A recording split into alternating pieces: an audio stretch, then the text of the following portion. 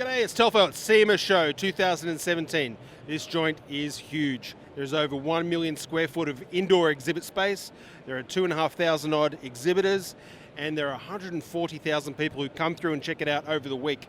It feels like they're all in the room right now, and all of them have hangovers. There are heaps of Aussies here as well, and a lot of Aussie companies here to exhibit their wares. Let's go check them out. All right, we're here at the Haltech stand with Dale from Castle Hill Performance in Sydney. Mate, g'day. Tell people a little bit about who you are and what you do. Yeah, we've got a workshop in Sydney, obviously.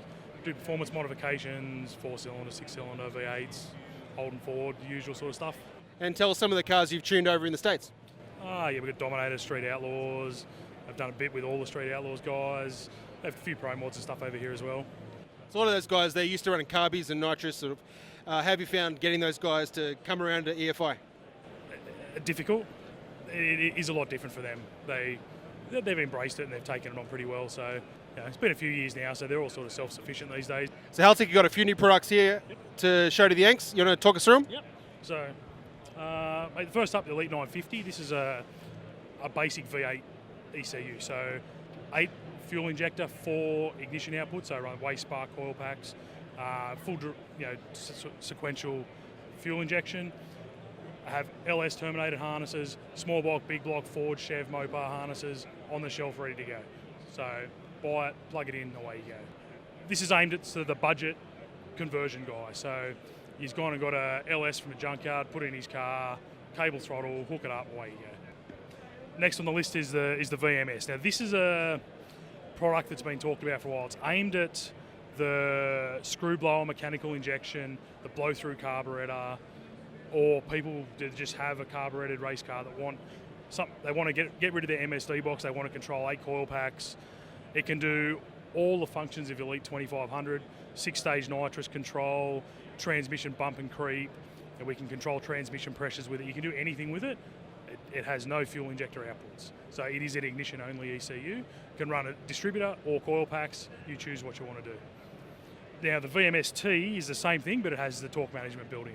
So you might have seen the Elite 2500T and the race expansion module has the torque management, which is a drive shaft RPM accelerate control. This has that built in. So you can do traction control basically with this unit. Small tyre racing is really big over here, radials, people with way too much power for the chassis and the tyres they have. This is really aimed at those guys to help them get them down the track. Yeah, correct. So you can plot a drive shaft RPM curve, and then if the drive shaft RPM exceeds that preset curve, then the ECU will pull power from the engine to get that curve back on target. Yeah. And hopefully people's undies stay clean, and there's less accidents and more people getting power down. Yeah, it definitely does work. When it's set up correctly, you generally will never spin the tyres ever again. So it does work.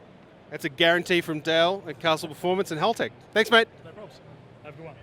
Right, I'm here on the Haltech stand with Matt Corish from V12 LS. These guys had a big year at SEMA last year. Mate, quickly tell us what went down last year. Oh, last year was huge. It was the product debut, and we picked up runner-up Best Engineered, runner-up in the Young Executives program, and 3 media awards.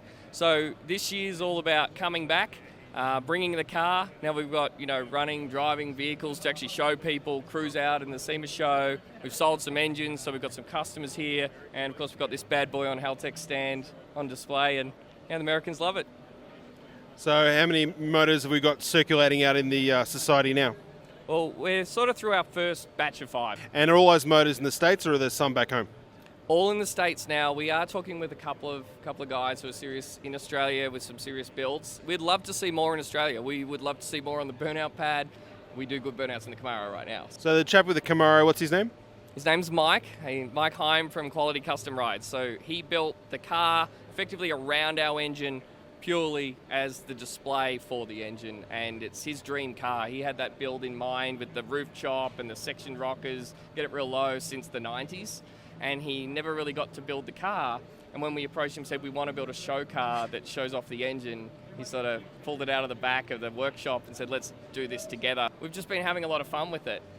The Camaro hit the road for the first time. So really hit the road with traffic lights and speed bumps and slow speeds and traffic jams and all of that. So we've been learning, the Haltech's been learning using its long-term fuel maps. So it sort of sits there, and if it's running a bit hot, one day it's a little hotter, it'll trim up the fuel a little bit. So it's been really interesting to watch it tune straight off a dyno. Yeah. And have you had a chance to have a ride in the car, or even better, drive the car?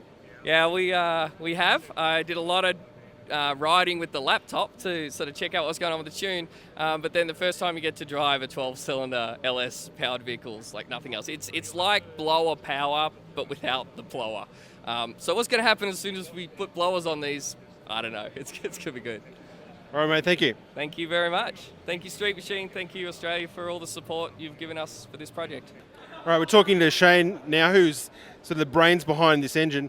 Mate, most of us dream about hotting up engines. You've actually gone and built your own engine based on a factory architecture, but it's a super ambitious thing to do. Where did that idea come from? Yeah, look, I've always loved big engines and doing something different and making power in a more unique way than the next bloke, really. The hot rods have come so far and everyone's modifying bodies and doing some crazy ass builds. There's some crazy shit out there. And under the bonnet, there's just crate motors. You open the bonnet, there's a $8,000 crate motor.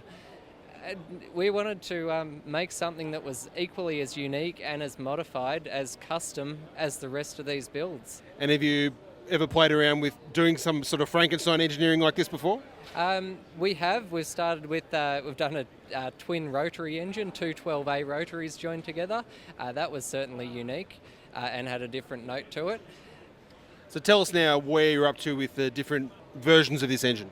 Yeah, so we've started casting our own engines. The first few, and this is one of our early ones, are actually cut and welded together, as was covered in one of the earlier Street Machine editions early last year. And now we're up to casting our own blocks in both iron and aluminium. And what are we talking in terms of cubes and also weight, comparing the two?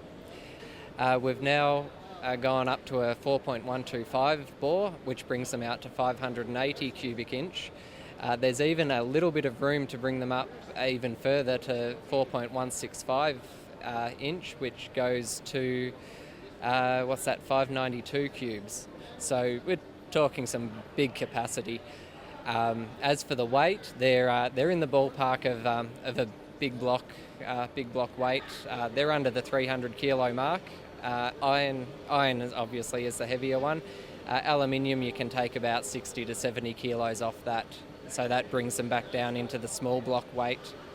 Yeah, so similar to the V8s that all our fans have been playing with for years.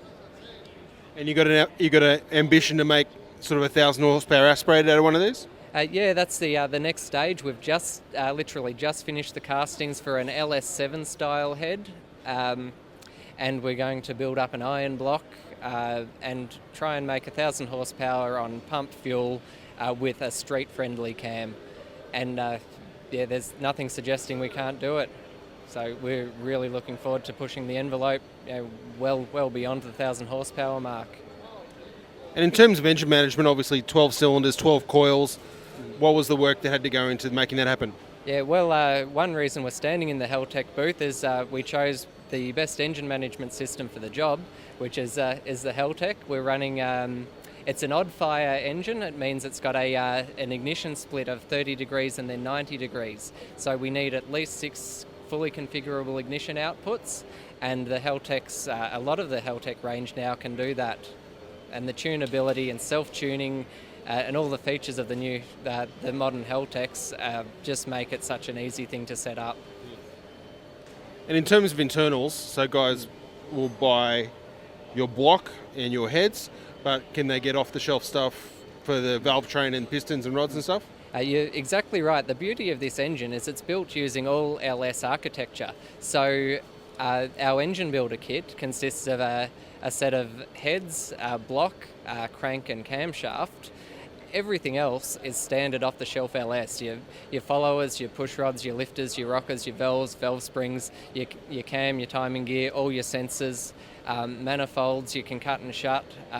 It's all just standard LS. So if you're an experienced LS engine builder, you can apply all of your proven techniques and your favourite products to the V12 engine and make a little over 50% more power. So. Awesome. Well, I'm really looking forward to seeing that Camaro drive out on Friday and getting to hear what a V12 LS sounds like. I hear it's pretty good. Yeah, it's quite a unique sound. With the odd fire, it gives a bit of a lumpy idle, which keeps the V8 guys happy. But then you open it up, it just sounds amazing. It's a really good sound.